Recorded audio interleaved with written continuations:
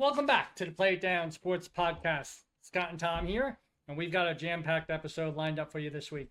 We're starting off with a deep dive into the history of tee markers, why they exist, what they mean, and how the tee it forward movement is changing the game for amateurs everywhere. Then we turn our focus to the Wyndham Championship, the last line before the FedEx Cup playoffs, who's going to play themselves into or out of the FedEx Cup playoffs, and what the FedEx Cup fall will mean for the people on the bubble. We'll also take a look ahead at the college football season, highlighting the preseason favorites from the power conferences and early future odds that we've got our eyes on. And of course, we'll recap the 3M Open, Live Golf UK. We'll break down some key storylines, big wins and losses on our bet slips. So grab your beverage of choice and let's play it down. All right, Tom. Let's go. Yeah, let's go. What do we got tonight, Scooter? I mixed it up a little bit. No Stella. I'm going with the porch rocker. Oh, nice. From Little Sam Adams. And you got? Excellent. This is a Cabernet 2021 version, and no blend tonight. No blend. No blend. Straight cab. All right. A couple quick shout outs to we want to say thanks for a couple of shout outs for Rob, John LaBianca, Bob Corey. Thanks for the subscriptions. Thanks for the comments. Rob really liked that you shout out the hot dogs there. Yeah, the hot dog roller was a big hit. He was very pleased to get recognition for that. He did. He also commented that I needed to not be such a baby about the tea. And his suggestion though does not work. Right, running tea through a Keurig that's got coffee in it makes the tea taste like coffee. So I don't know how often that thing gets cleaned out there. Exactly. I would think maybe not all that often. So anyway, thanks for the suggestion, Rob, but will not be executed on. John LaBianca suggested that maybe we do a little bit more with amateur golf. He kind of liked the breakdown of the member guest tournament and some of the bits we've done on that. So, and then Ethan Edens, who works for me at F&G, said at some point he thought that this podcast could use some guests, and I think we're going to. You know, Michelle said the same thing to me as well, and we're going to be bringing in some guests. We have a few lined up. Yep. We will get there. I promise. Yep. All right. So, so the first topic we wanted to talk about was tee markers. Yeah. So we ran into a situation a few weeks back where we were in some tournaments and in some match play stuff, and people are playing the gold tees or the senior tees, yeah, however you want to call it, and they're driving the ball 200 plus yards. Yeah. So I started looking at tee markers and some of the history behind it, and it was probably around the 1950s when they kind of became standardized with what tee markers that we see them as they are today. Where you had two markers, two matching objects on each side. They kind of set up the rule that you have two club links. You think of the tee markers, think of it as a big square box. And you have roughly 6 feet behind the tee markers. That is your teeing area. Then I looked at a couple penalties and what happens if you're not in the teeing area. Right. So there's two basic tournaments that you play. You play stroke play tournaments and you play match play tournaments. Ironically, we'll start with match play because that's the easiest. If you tee from the wrong tee box in a match, the only option you have is the opponent who did not tee off can make you re-tee. There is no other penalty. They can make you, if you hit a bad tee shot, they can make you play it. Yeah, right. And vice versa, if you hit a great tee shot, they can make you redo it again and make you do it twice. Right. But there's no penalty in match play. It's just. And by the way, on this, if you see somebody teeing off from the wrong markers and waiting and then calling them on it when it's to your benefit, I mean you can do that, but league. It seems that's what we call it. But you really, if you see someone teeing off from the wrong markers, call their attention to it. But obviously, if they do it in error, then you do have the rule to be able to either make them hit that shot or re-tee. So, and then the other offense is during stroke play when you're just adding your strokes. So this is considered one of the more heinous penalties because it is a 2-stroke penalty. Yeah. However, it's not all that dissimilar from if you tee off and you hit OB out of Right. bounds, you re-tee and you're hitting your third shot. Yeah. This is the same situation. The difference here is every shot you've hypothetically hit from the wrong tee box just doesn't count. So in the 2021 Hero World Challenge, Jordan Spieth and Henrik Stenson were playing. And on Sunday, I don't know why they did this, but they did. They switched the tee boxes for the 9th hole and the 17th hole. They just flipped them.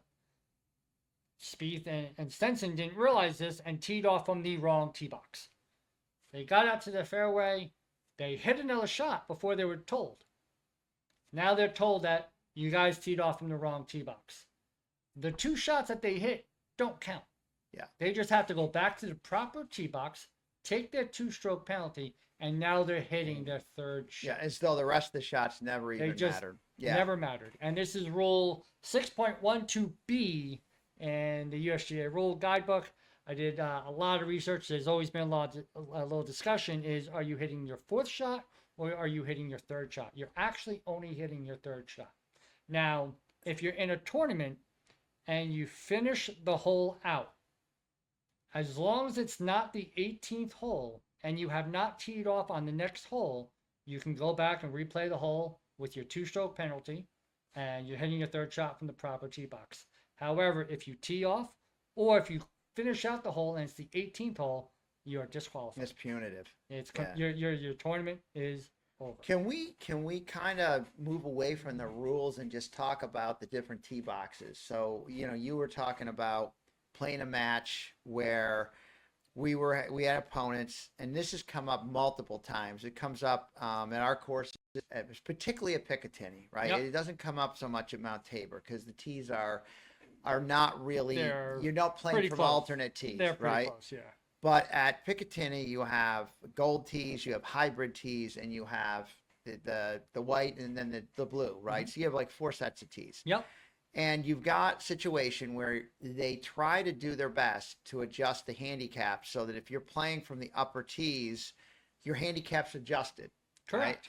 Now, I have had arguments, and this is a shout out to my brother Pete and to Rich Leary up at Picatinny, where I've argued with them that as long as there's an adjustment made for the fact that you're hitting from the upper tees, it should be fair.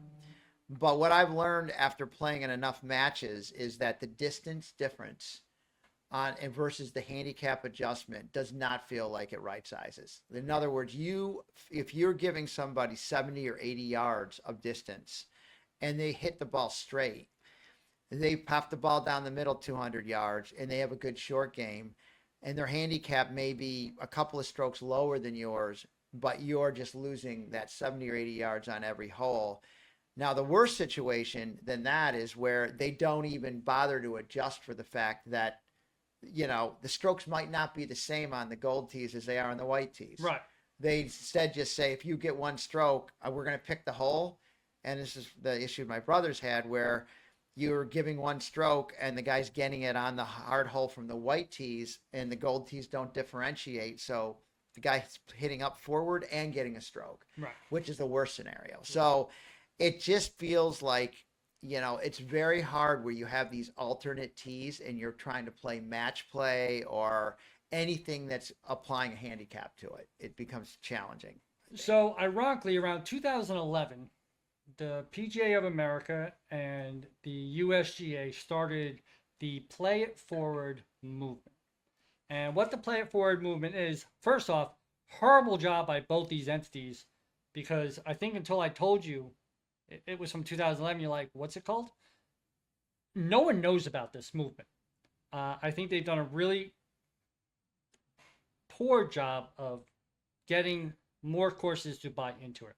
And the part of the Play It Forward movement is to get rid of tees by gender and tees by age. It comes down to your distance off a tee. So it's called the Play It Forward, or Tee It Forward movement.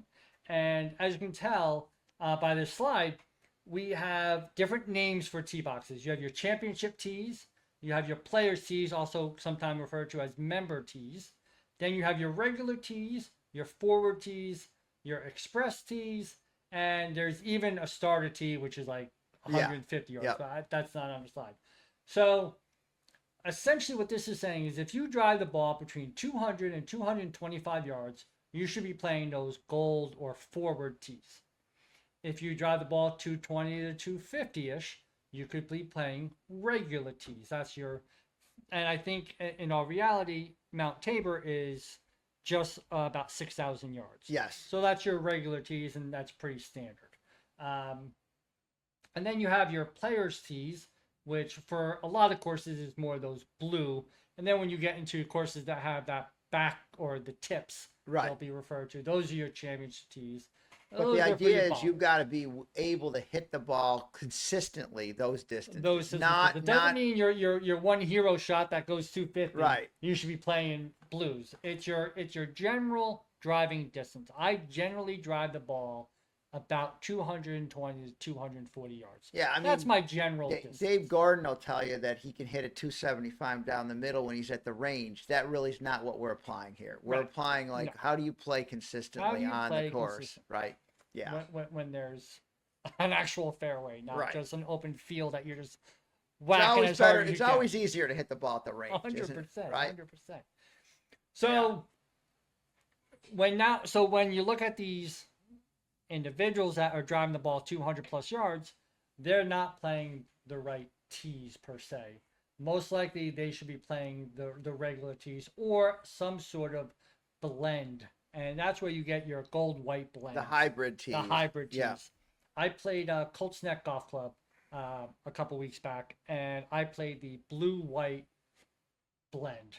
The blue tees were, I think they were just around 6,600 yards, and the white tees were about 6,100, and the blend I think was 6,290, which is pretty, which was kind of what I wanted to play, and that's the distance I look for. I look for that 62 to 6,300. I'll go as high as 64, but anything over 6,400, and again, the reason this is all about, it's about that second shot, not necessarily your drive. Which helps you solve the problem we were talking about earlier, right? Which is that guy who's got an 80-yard advantage in a random placement of tees on a course plays those tees, and the handicap is apparently adjusted. And again, I'm kind of hard-headed about it, right? I've gotten in arguments over this, and now I'm coming around to saying I don't really like it. I don't like the fact that guys who may struggle with distance get that big advantage and they're not getting their handicap adjusted appropriately. I just feel like it really makes it hard to be fair when you're playing from different tee boxes and you can't right size that, and it's a challenge. But this sounds like it might help, would be very helpful in that, as long as guys were honest about how far to hit the ball. They're hitting the ball. Yeah. So this came into play for two reasons. One, it helps your pace of play. You're not hitting 180-yard shots for your approaches. Now you're hitting more like what the pros are trying to do, a 150, anywhere between 140 and 170 is your approach shot now, not 160 to 190, maybe 200, depending on your driving distance. So that was the other thing. And a huge proponent of this is Jack Nicklaus. He states that golf should be enjoyable. What's more enjoyable than trying to hit a green from 140? Oh, Al Big up at Picatinny plays the hybrids and loves it. He can shoot 81, 82, and when he's playing from the whites, it's a little more challenging. That's all right.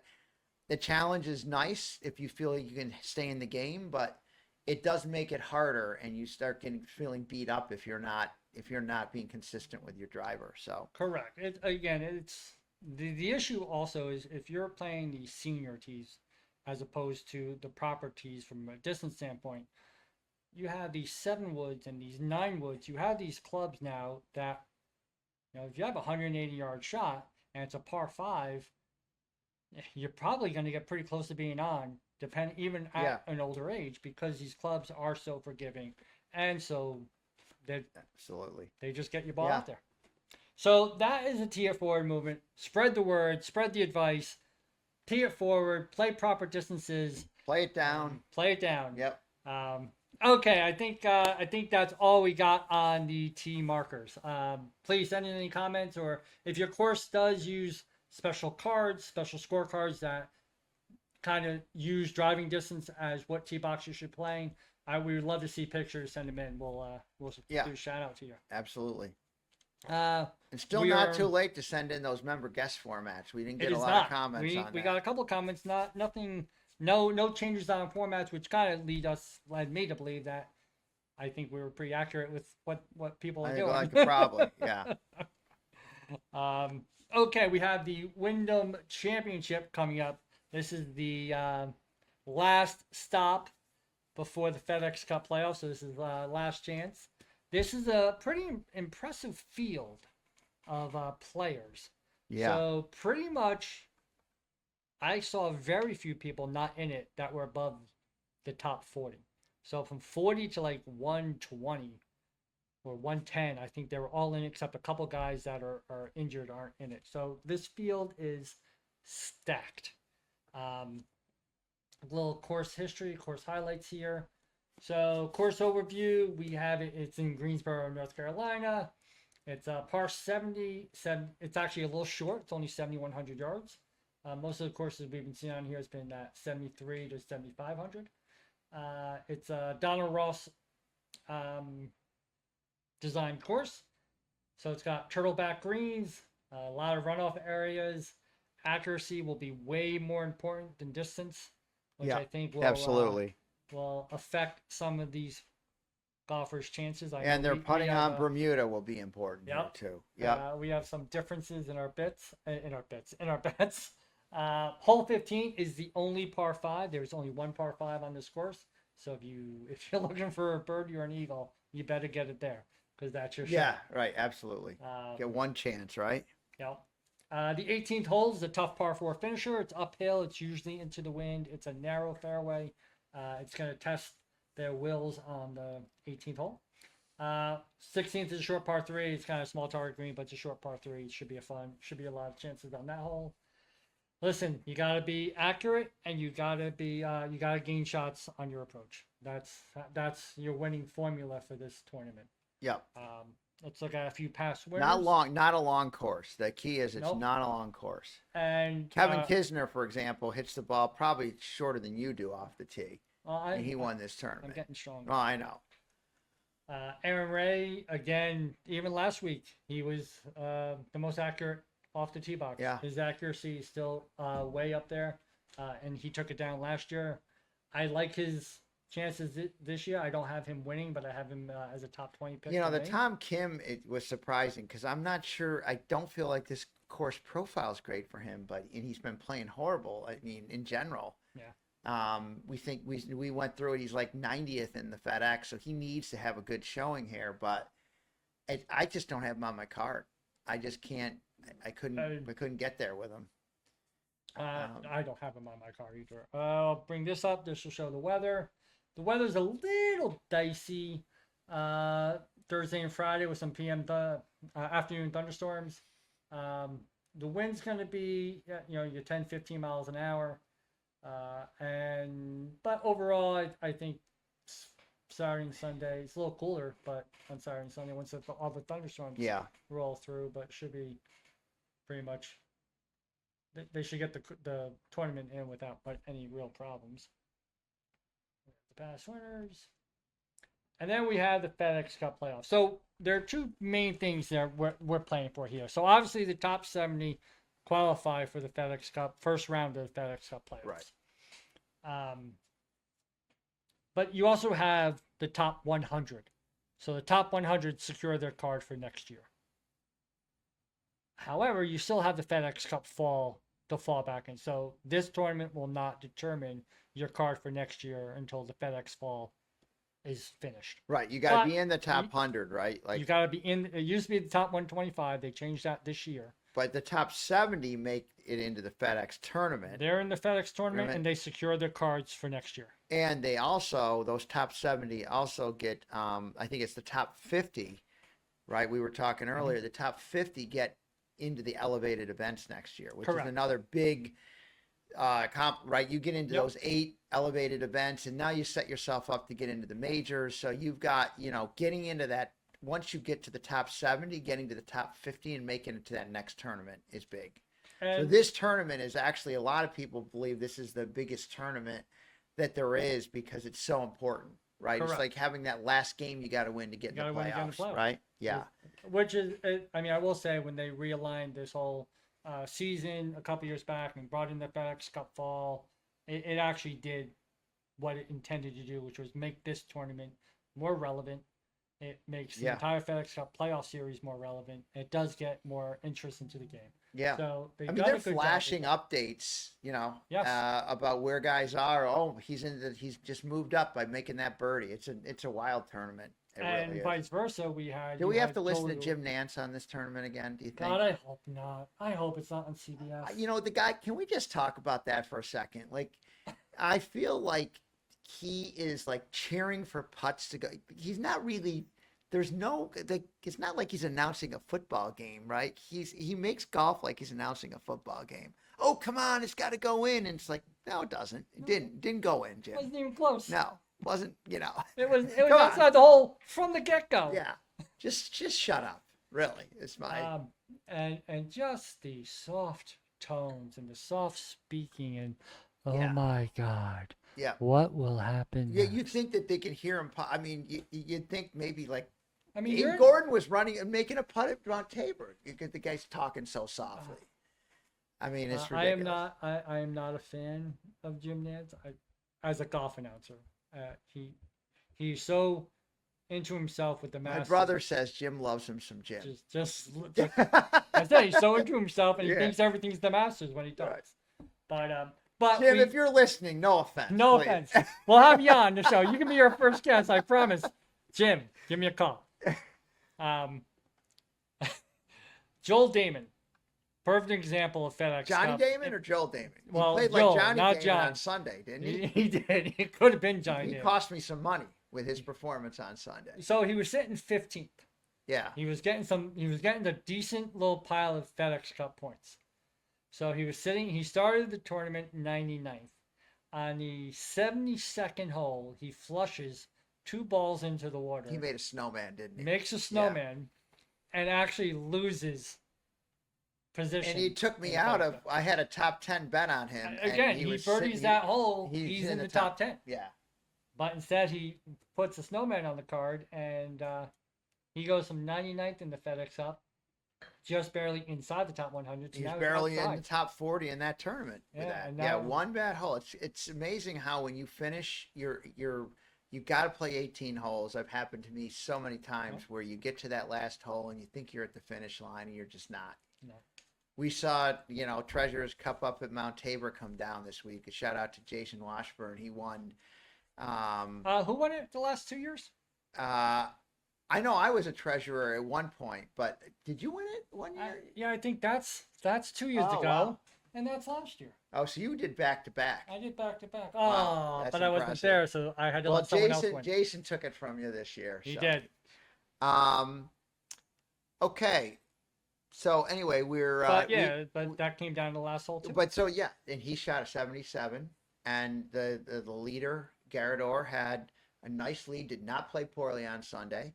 He had an 11-stroke lead, and he was getting 3 strokes, and he ran up against a heater. buzzsaw 77, and they went to a tie. It went to a tiebreaker. And Jason took it down. No, congrats, Jason. That's a great job. Yeah, Great absolutely. job. Should we go over our bets? Sure.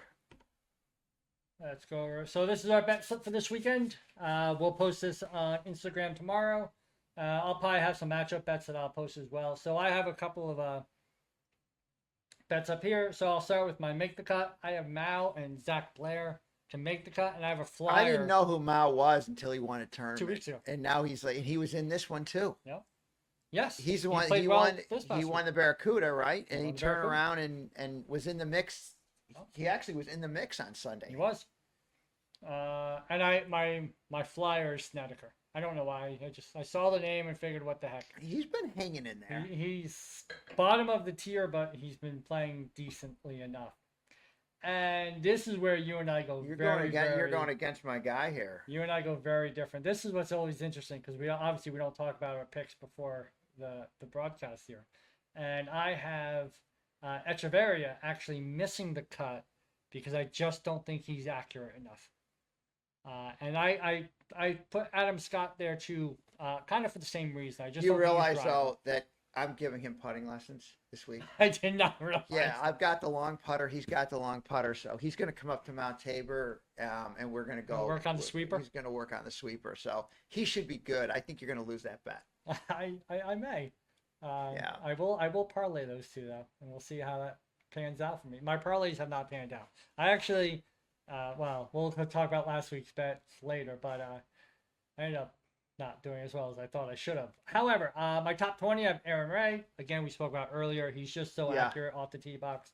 I think Winner last year here, right? So Yeah. a little bit of plus money there. So it's Yeah. only, but I'll take that. I like Lucas Glover. in He's this another sweeper, right? he is a sweeper, and but he's accurate, and Yeah. so I like him as well. And JT Poston, I put him in there because he's won it a few years back. He won it in 2019, and figured I'd give him a flyer there. And I'm done with that guy. That guy has like burned my bankroll a number of times with different well, ways. you pick someone that keeps burning in mind. Yeah. And then to win it, I have Glover, Spieth, and Noreen. Spieth. Noreen. I think it's Norin, yeah. And then what you got going on? Right. So there is a typo up here, right? The top 10, Chris Kirk is 7-1, not 2-1. So just so So plus 700 there. Yeah. So I do have. We'll start with the winners, right? Chris Kirk 90-1, 72nd, I think in FedEx, 72nd or 73rd in FedEx points. He is sitting right 73rd, right? He's sitting right at the bubble. I like this guy. He plays, first of all, this course I think fits him. He can hit the ball accurate. He's got good iron play, decent Bermuda putter, 90-1. It's really the odds I was looking at that him roped too. me in, and he needs to play well. Right. So I was trying to look at guys. A lot of these guys are guys that need to play well. The same thing with Echeverria. Now, I will tell you that other handicappers this week, and I did some research on this, seem to like him. And so I went ahead and profiled him and decided I got on board, right? I just don't blindly follow. I agree with you that accuracy may not be his, but he has placed well in some of the courses that connect to this one, sort of like have, similar characteristics. So I took a shot at him at 90-1. Max Homa, I'm going back to him one more time. This course does not fit him great, I almost put him to miss the cut. Yeah, and I could see that, but he sits at over 100. He needs to really do well here. See, I do believe he 106, maybe has been a top 5 finisher at this course at one point. I could be wrong on that. I might be mixing it up, but he needs to have he did play well last week. He did. And he seems to have come out of his slump. So I took a shot on him. He was a little up and down at the Barracuda, but he played well last week. Right. Absolutely. And then Siwoo Kim loves short courses. This is where he thrives. 35-1. He's already pretty much in the top 50. Yep. But this would solidify it, right? If he does well here, he doesn't really need to worry next week about staying in the top 50. And then Sanjay M has had dead to me. I know he's burned you a few times, but he has done very well on this course and profiles well here. So I tried to combine I looked at him too. and by the way, he's not a lock. I mean, he's doing decent, but he's another guy that needs to do fairly well. Now, I wanted to go after Knapp, but he does not profile well here. I love the way he played. I was looking at him too, and no, I couldn't do that either. I had him on an in-play last week, and he was right there for me, and then just sort of went for it and got burned on that last hole. Sanjay M is 30th. Yeah, so I just feel like he loves to play in tournaments and this course profile. So Siwoo and Sanjay probably don't need to do as well as Echeverria and Kirk do. Now, why is Ben Griffin, after all the trashing I've done, this course fits him perfectly.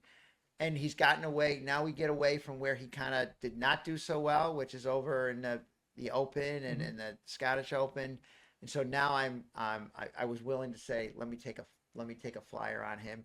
I wish the odds were a little bit more. I will hunt around. Those odds came from DraftKings. I have not put all of those in. I'm still looking to see if I can get a boost or something. I'd like to get Ben Griffin at 30-1. All my picks are in. They're Yeah. all in. They're all done. The only ones that are not in are the making the missed cuts. They usually don't get really shown until tomorrow, till Wednesday. Right. So I'll put Right. those in as soon as they're shown. Yeah. I'll get all those plays in the morning myself, probably. So like we said, this course, obviously look at your Which, by accurate the way, guys. when we put picks out, we're not professional handicappers by any means, Oh, but yeah, we no. do put a lot of research into it, and we do put these into our account. Yep. We're not sitting here just putting names on a chart. We're actually putting money into our accounts on these, Absolutely. and getting punished when the players, miss a cut or don't make a cut or don't finish in the top 10.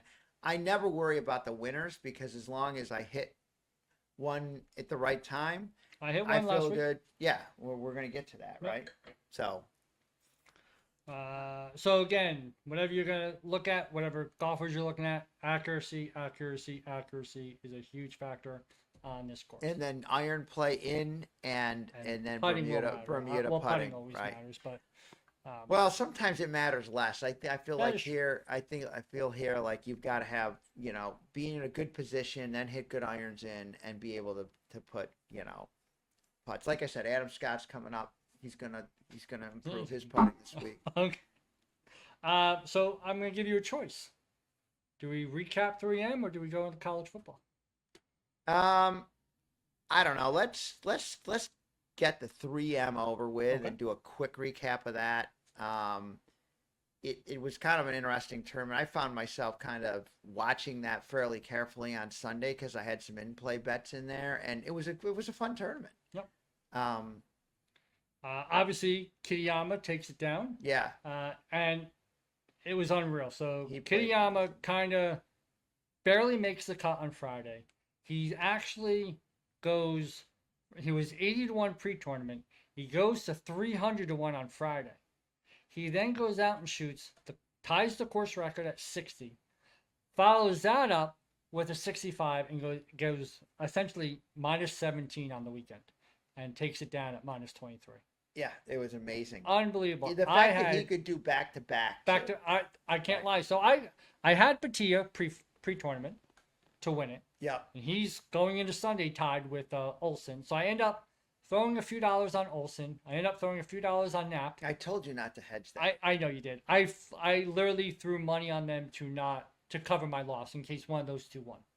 So Right. very little. You were comfortable betting on Knapp. I did an in-play on Knapp on Saturday when he was sort of falling off a little bit, and then he got hot right Yep. after I put it in, and I said, this is a live bet. Like, Knapp is a live bet, and he was live until he hit that ball and just trickled into the water on 18. 18. It looked like it was going right for the flags. Right at the pin. So He couldn't believe it. And Anything I different. also the two guys I did in play, I only did two, were Stevens, right? Mhm. Cam Stevens, and he Stevens and Knapp, solo second. and they were right there. But Kitayama would not. He clap. was He would not. He was unstoppable. yeah. And I Uh, thought maybe when he hit in the bunker, he might shank one, but I'm thinking like, well, that's what I would have done. And he hits the shot of the tournament out I of know. that thing. Yeah. It was It on the was down 14th slope. hole. Down. Oh, that bunker! But I'm talking a bunker on 18. He had a downhill slope. Yes. He could have He chunked could've- that thing. He could have. But no, the shot on 14 was unreal. He hit 100, what was it, 160. He made a birdie out of that thing. Yeah, he hit it Yeah. within 2 feet. Yeah. I mean, it was a gimme birdie. There was a lot of comments about the course setup for Sunday. A lot of people in the media thought it was set up too easy. Oh, really? Okay. I Uh, did not know that. I would agree with that, except for the guy that I had winning this thing was He was plus horrible. 5 on the tournament, and it was plus 3 in the first 4 holes. The fact that Batia was a stroke ahead of Kitayama going into Sunday and wound up, 10 strokes behind him or something like that? 9, maybe it was 8. Like, he got to Kitayama 14. came out of the gate, was minus 3 the first 3 holes.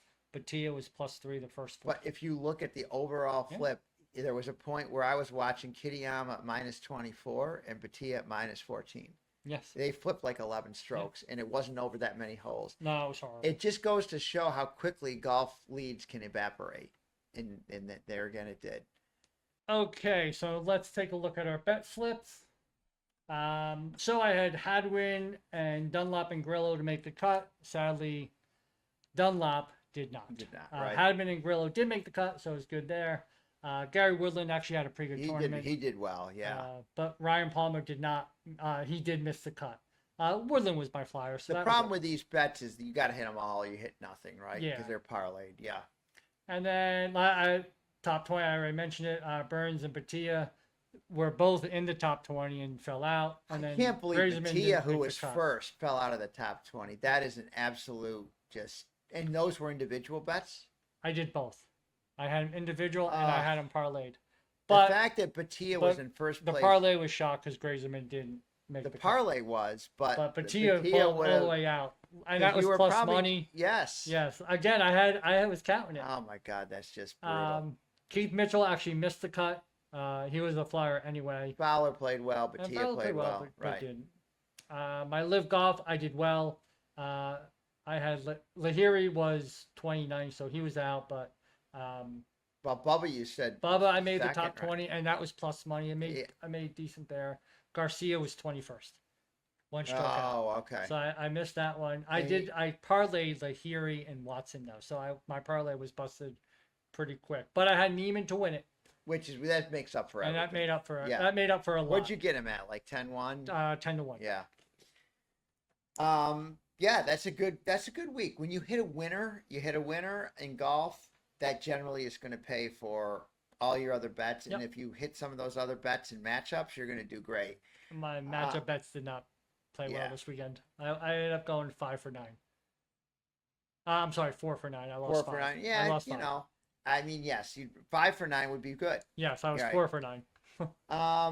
Yeah, on my side of the ledger, there really isn't a lot to talk about. I had one live bet. It was a long shot. Played okay. But, he did. He was 11th. Yeah. So I mean, again, he was 26-1. I'm trying to catch fire with, with a small amount of But Neiman money. ran away with it. Damon is a story that he was playing very, very well, and you talked about him making an 8 right earlier. Yep. He could have been in the top 10 and had him at 14-1. So that was painful to watch that implosion. Just implode. Because if he birdies 18, he might have cashed for me. Homa played well, but not well enough to cash the top 10. All these guys other than Finau. Finau was very disappointing. He is in the tournament this week and fallen to like 80-1. Something's going on with him. Well, he missed the cut. Here he missed it. Yeah. I'm saying in this Wyndham tournament, he is also like 70 or 80-1. Like he's basically just falling.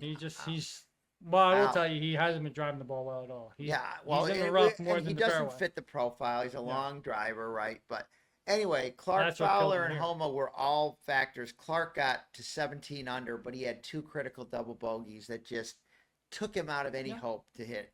So again, no winners there, but guys that were giving me some hope. What I will say is I had Sam Stevens and Knapp. Yeah, you mentioned that. Both of those guys in play, and they were right there at the end. So those were my 2 in-play bets.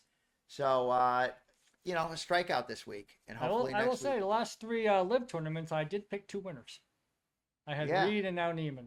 Granted, it's only 56 players. Maybe everybody will start betting on live. I'm just saying, it's only 56 players. I know, but still, I'll take them.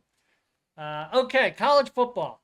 Yeah. Let's go. So, Tom and I both like Phil Steele's book, and so we look at Phil Steele. He's a pretty good handicapper for college football. Excellent. He gives you so much data. It's data overload. If you like numbers and you like data, buy his book. But this is his preseason top 5. So he likes Penn State, Texas, Ohio State, Clemson, and Georgia. See anything wrong with those? I don't necessarily, but I think I wouldn't know enough. I mean, you got all these things going on with a portal. I mean, those 5 programs are going to be at the top every year, right? Yeah. Dabo. I think Penn State being that high is a little surprising to me. Yeah, I mean, Dabo is actually somebody who finally seems to have embraced the portal, and that's been helpful. And for his program, I think. I'm not convinced yet that he's turned on the switch and he's suddenly going to be a guy that is in the top 5. I just don't. I mean, a team that's in the top 5. I don't see that yet, and I actually want to fade them very badly.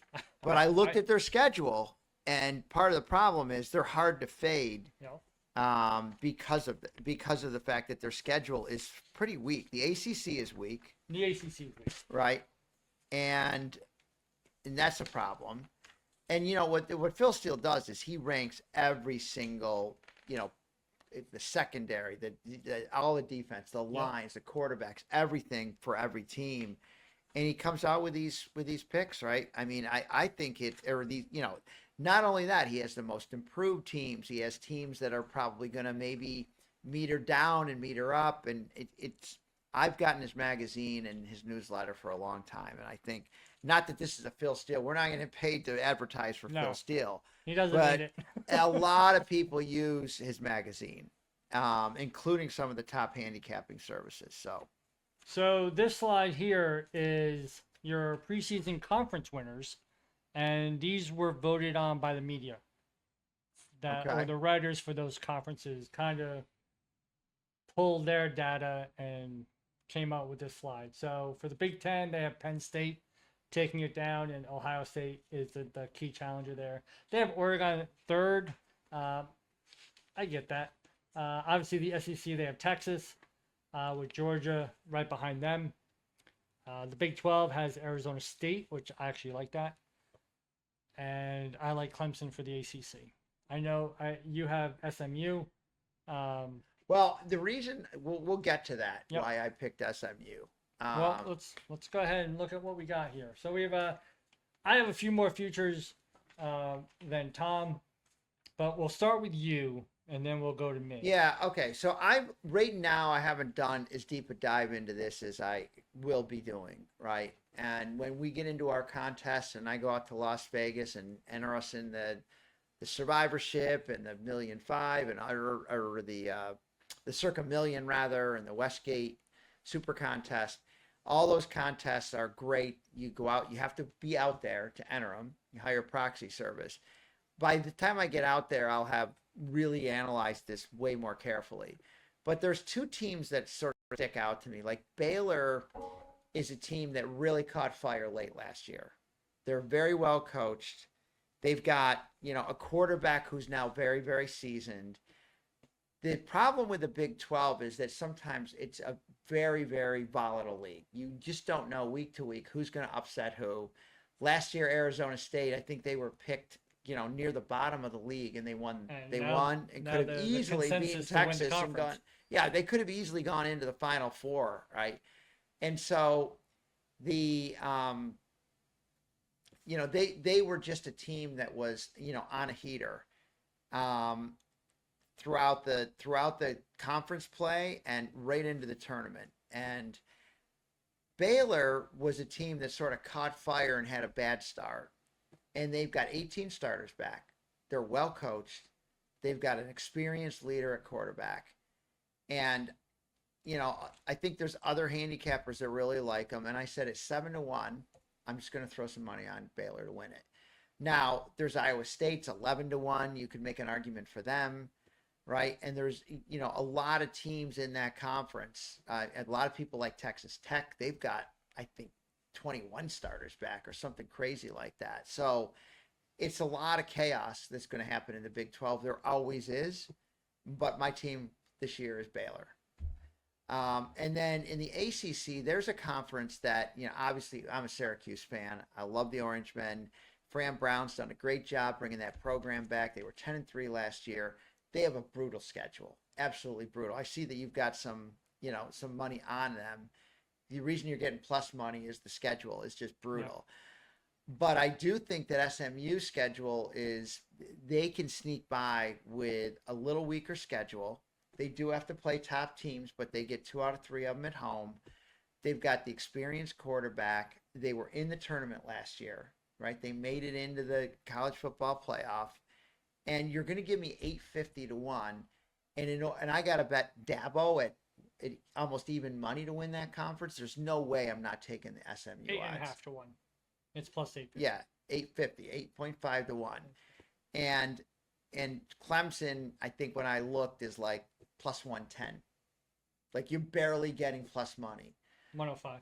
Yeah, it's going That's down. what I got. It And went down. Miami sits in between, and they're poor. In my mind, they're poorly coached. Right? They I lose agree with games when they. Now they're talented, but I'm just going with a nice steady 8.5 to 1 to win that that. I ACC. mean, it's good odds. Right? And I'm not doing totals yet. I'm just taking two teams that I think can be significant in their conferences and just betting them at those odds. So I will tell you, my Clemson win ACC is chalk. I'm a fan of Clemson. My son loves Clemson. I like Clemson, so I went with that one. And the other one that was just because I like them is my Notre Dame over 10.5 wins. I didn't look at the schedule. I really didn't do much other than they won 11 games last year. What the heck? I'll take a flyer. Well, they're a team too that everybody, I think they've just got a lot of talent. They just got a lot right. of talent. And they do play a lot of weak teams, right? And But they always they do. have those games that they can they always put 2 or 3 challenging games. Like a USC can come up out of nowhere and beat them, right? Because they're supposed to be a little bit better than people expect this year. But I wouldn't be touching an over 10.5, but you do get plus money there. I got plus money for it. And my North Carolina under 7.5. I just don't like Bill Belichick. So. All right, so you're basically betting what you're those doing. Those are my three that I just. So people should not follow you necessarily. Not necessarily. Those three. Now I will tell you, my Syracuse over 5.5 wins. I looked at the schedule. I went through it. This is what I have. These are the wins I have them for them. I have them beating UConn. I have them beating Colgate. I have them beating Duke. Because it's in Syracuse. Yeah, that's going to be a tough one. That's a tough one. Duke is going to be good this year. I think so as well. And I have them over 6.5 wins. Pittsburgh, I have as a pick 'em, even though, again, it's in Syracuse. That's why that's giving reasonable. it a pick 'em. But I like them. I like them at Georgia Tech. And I want North Carolina to lose every game. So I have them beating North Carolina. Yeah, I think the Georgia Tech game, and that's home. The North Carolina game's home. Yeah. Georgia Tech is that one team where I think I was looking at them and thinking, should I be considering them for the ACC? Their schedule's not that hard. They've got a very dynamic quarterback. I stayed away from that. I need them to poop the bed. Ooh, Georgia Tech? I need Georgia Tech to be bad this year for me to hit some of these wins. Oh, because they're playing all 3 of them. I have them beating North Carolina, and then I have them beating Boston College. So that gets me to 6 wins. Well, I think the thing with that team is that they're probably going to have they've got some really good portal guys coming in. The quarterback is a little bit of a question mark. Mm-hmm. With Ricky Collins from LSU, a little bit of a question mark, I think. Do you know who their coach is? Who? Syracuse. Fran Brown. Who did they pick up? A coach from Jersey, I heard. Campanella? Oh, maybe yeah. They did have a little carousel with the coaching. Yeah. So Campanella, who is the brother of the Bergen Catholic coach. Oh, okay. Campanelli. Only because we ran into someone who's related at the supermarket. So, but that's my Syracuse over 5.5 wins. If they beat Pittsburgh, it gets them to 7, but I have them at 6 with those. Well, there's some listeners that are going to love that you put Clemson on that pick thing. And I'm not going to be one of them. That's okay. And then I have Duke over 6.5. This is again, I think they get there. Elon, they should take care of. Tulane, they should take care of. I have them as a loss to Syracuse. I have them as a loss at Cal. I have them beating Georgia Tech at home. I have them beating UConn. I have them beating North Carolina. Virginia, I have them winning at home. That really could go either way. And Wake Forest, I have as a pick'em. And NC State, I have as a pick'em. So I don't know which way. But if I have them at, I have them at 6 wins with 2 pick'ems. So if one of those pick'ems come through, that gets me over my. Yeah, I mean, a lot of people like they'll like them this year. Yeah. Right. The thing I don't like about that scooter is the minus money. It looks like it's at minus 160. It is. It is minus money. That anytime I'm an underdog player, a plus money player. That's why I like the Syracuse play. Right at 6-6, they squeeze out 6 wins. You're going to get paid. So right? Syracuse is, my wife is a graduate of Syracuse, so I looked at that. I'm a big fan of Duke. More on the I'm way more. side. I'm a local guy from up there, but I do think that they're heading in the right direction, but the schedule is very tough. It is, and I just think the ACC, which is why it's plus money. ACC is another volatile conference, but not like the Big 12. The Big 12, you just don't know what's going to happen from one game to the next. And then Pittsburgh, this was kind of like just, I picked a team. You went ACC City here. I did. I stayed there and just kind of had fun. Duquesne, Central Michigan, I have those wins against Pittsburgh. Louisville, Boston College, I had those 2 as wins. I have the Syracuse game as a pick 'em, even though I kind of do like Pittsburgh there.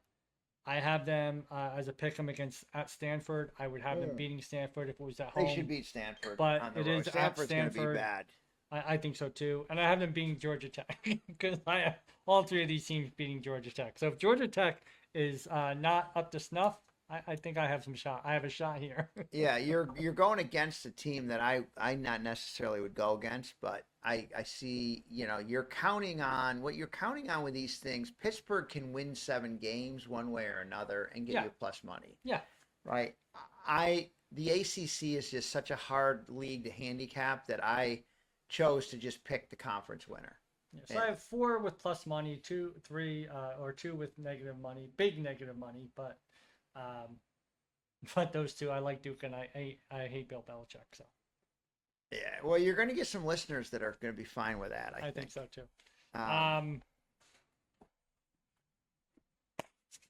Any other thoughts about college football? Not right now. I think what I'm going to tease anything. Could be doing well. Yeah. So one thing that we're talking about doing here is Scooter and I were talking about running a contest for the listeners but make it golf related, meaning that we would want entries to be when either you're a member of a club or you play regularly at a club where you have a home club where you have a GIN number. That's really what we're asking for. Yep. Public golf is fine, but you have a GIN. And what we're going to do, I think, is probably take 15 to 20 listeners and run a contest for them. You and I will be in that contest ourselves. Absolutely. And we will put out somewhere between 5 and 7 games. We run one of these for our up at Mount Tabor anyway right now. But what we're going to do is we're going to, there's no fee, obviously, and we're going to sponsor Pro Shop Credit for say the top 2 or 3. 2 or 3. And we're going to put some Pro Shop Credit into your, we'll call you pro, we'll put Pro Shop Credit on your account. So it is important that you actually have a connection to a golf course, and we want to validate that. Yep. We don't want to be in a situation where somebody wins this thing and then we're like, okay, well, what course are we connected to? Because we are, still central around golf on this, but we're going to be doing all the sports, and we would really like to have some camaraderie here. So we're going to probably come up with some prizes in Pro Shop Credit at your local courses. Yeah, and we'll come up with the whole rules, and it will all be spelled out, and it'll be a lot of fun. I think there'll be a lot of interest in it. I think there'll be a lot of fun. Again, we'll pick 5 to 7 teams against the spread. Right against the spread, yeah. You pick your winners, and whoever ends up with the most wins, maybe win some Pro Shop Credit. Pro Shop Credit, yep. Yeah. That is episode 8. Thank you for listening. Thank you for watching. As always, please like, comment, and subscribe. You can also find us on Spotify and soon to be on Apple, but we're not quite there yet, but we will be soon. Excellent. Other than that, next week we'll have the first round of the FedEx Cup playoffs with the St. Jude. I think we're also going to delve a little bit more into the amateur golf. We have some ideas for course management from amateurs and where your head Right. should be at certain And points. always mocking too. That's all. Got to be part of it, right? Absolutely. And we'll probably do a little bit more as on the football as we move along here. Yep, too. we'll probably have more picks, and we will get into the NFL futures as well. But college starts a little sooner than Yeah, a the little NFL, sooner, yep. So we're going down that road right now. Again, like, comment, subscribe, and we will see you next time.